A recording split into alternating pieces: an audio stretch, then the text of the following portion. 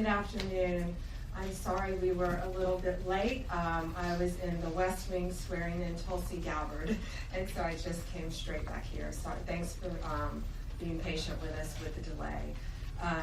We're here today because we have filed charges against the state of New York. We have filed charges against Kathy Hochul. We have filed charges against Letitia James and Mark Schroeder, who is with DMV.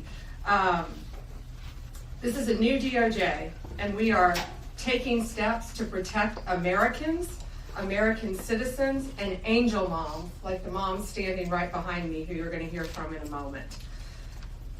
New York has chosen to prioritize illegal aliens over American citizens. It stops today. As you know, we sued Illinois, and New York didn't listen. So now you're next. Millions of illegal aliens with violent records have flooded into our communities, bringing violence and deadly drugs with them. With me today, I'm so proud to be joined by Tammy Nobles. Tammy is an angel mom. Her beautiful daughter, Kayla Hamilton, was murdered by an MS-13 member in 2022.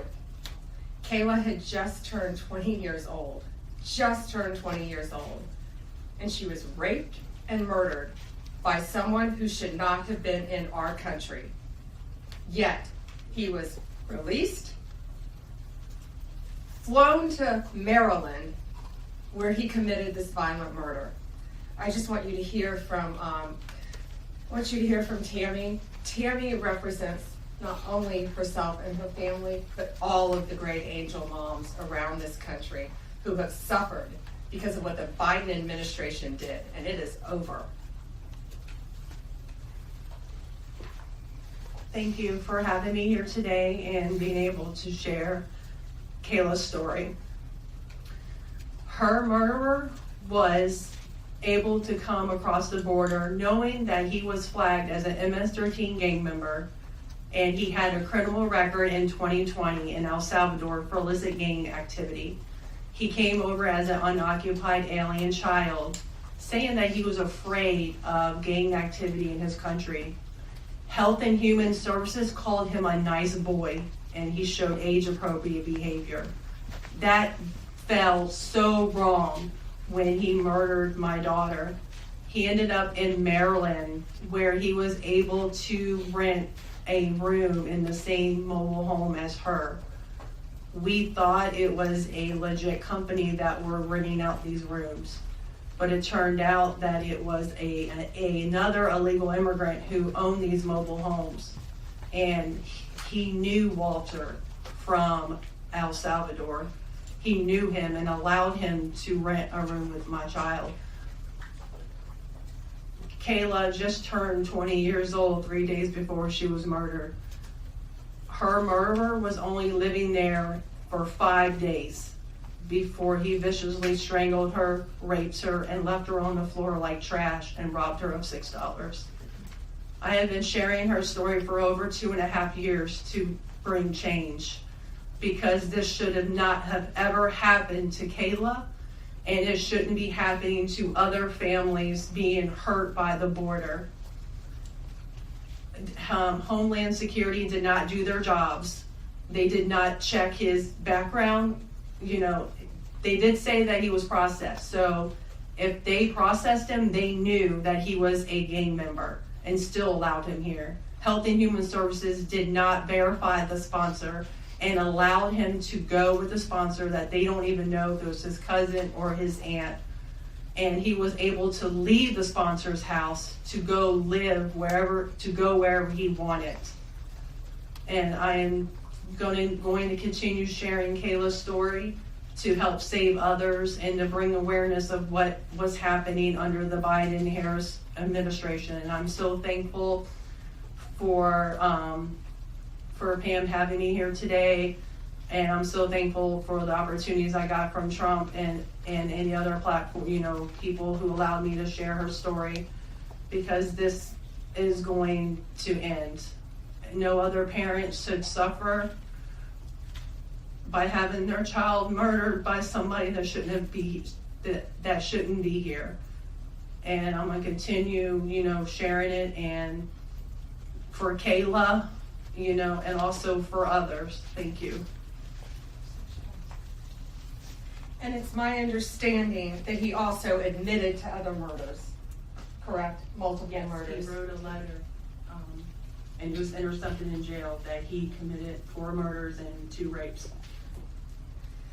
And that's who we were letting walk into our country. And that's why President Trump has directed this to stop. And if you don't comply with federal law, we will hold you accountable. We did it to Illinois, strike 1. Strike 2 is New York. And if you are a state not complying with federal law, you're next, get ready.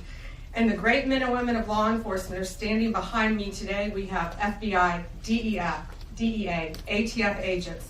They put their lives on the line every single day to protect us. And what New York has, they have green light laws, meaning they're giving a green light to any illegal alien in New York where law enforcement officers cannot check their identity if they pull them over. Law enforcement officers do not have access to their background. And if these great men and women pull over someone and don't have access to their background, they have no idea who they're dealing with. And it puts their lives on the line every single day. Violent criminals, gang members, drug traffickers, human smugglers will no longer terrorize the American people. And that is why we are here today. You will be held accountable if you do not follow federal law. It's over, it ends, and we're coming after you. Questions? We have time for a few questions. David Spine with Fox News. Madam Attorney General, thank you and welcome to the Justice Department. Thank you. I have a quick on-topic and a quick off-topic Sure. question. On-topic, in your executive order or in your orders on the first day you were here, you talked about working with the Justice Department or these sanctuary cities, as you say, will be Yes. punished. Today you're putting people on notice. Right now we're just lawsuits. Is this going to go further? What kind of punishment are we talking about? Is there any grounds to charge individuals, charge politicians? How far is this going to go? Well, we're going to see what they do next, David. We have sued them all. We personally sued the governor, the attorney general, Letitia James, and Mark Schroeder with DMV because he has the green light laws. So what they have to do, they have to start complying with federal law. If they don't, we're going to appeal it and we will win. They have to comply with federal law. Did you have a second question? I did have a second off-topic question in this regard. The judiciary. Today, Elon Musk, who has enormous influence in the Trump administration, posted on X, quote, there needs to be an immediate wave of judicial impeachments, not just one. As the Attorney General of the United States, how do you respond to that? Shouldn't the process work out in the courts before we talk about judicial impeachments? I mean, these are just TROs now at this time. Shouldn't these just play out? Yeah, I haven't seen Elon Musk tweet. He is a friend of mine. He is a great man. I think he's very frustrated with what's happening in our federal government. At USAID alone, they're giving out billions of dollars that should not be distributed. We're going to back him up. We work our whole lives in this country and we all pay taxes in this country. And for people to find out that $2 million is going to Guatemala for sex changes is outrageous. And we're going to back up Elon Musk every way we can. That includes lawsuits against these people who are doing that, and we will be successful. Do you have concerns about judicial impeachments? That's not going to happen now. We're going to look at everything. We're going to follow the law right now. We're going to follow the process. These are federal judges with lifetime appointments, but they will be struck down ultimately by the Supreme Court of the United States if the appellate courts don't follow the law as well. Alana Richard, VAB. Hi. Nice. I also have an on-topic and an off-topic. Sure. First of all, can you just briefly walk us through what the legal claims are you're making in this lawsuit? Yeah, absolutely. So the green light laws are that this is what the green light law says. It's a green light to illegal immigration, which says they can comply. That law is unconstitutional. They can't do that.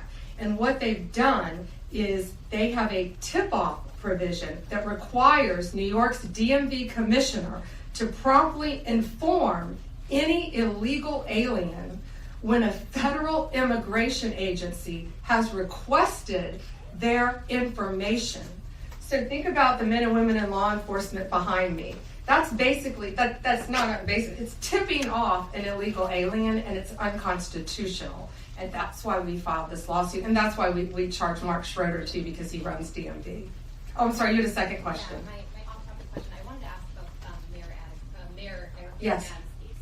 As of at least a few moments ago, SDNY still has not dropped that case. Have you or other DOJ leadership spoken to the acting U.S. attorney in SDNY since the memo was sent earlier this week?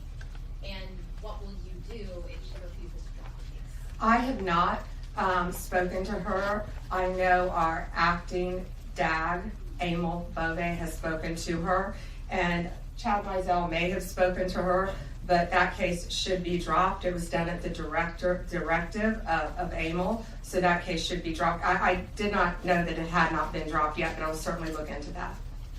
Reagan, David Cullen. Hi, how are you?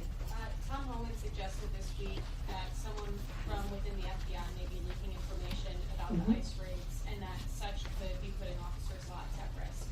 Has the DOJ gotten any closer to determine if these leaks are coming from within the FBI? And what will the consequences be if they can identify the leakers from the FBI? Excuse me.